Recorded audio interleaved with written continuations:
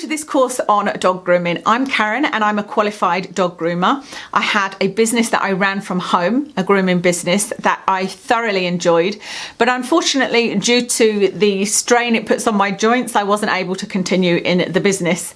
However, what I do now is I teach dog grooming. There are many advantages to grooming your dog at home, and there are also many dangers and things that you need to know. And so we are going to cover everything from the type of clippers and scissors and tools that you should use, to the dangers and how to avoid them, to how to make it enjoyable for your dog. This course is lecture style, but then at the end I have put in lots of practical demonstrations on me grooming my own dog Watson. So you'll see one on the tail, one on the face, one on the ears, one on the body, etc.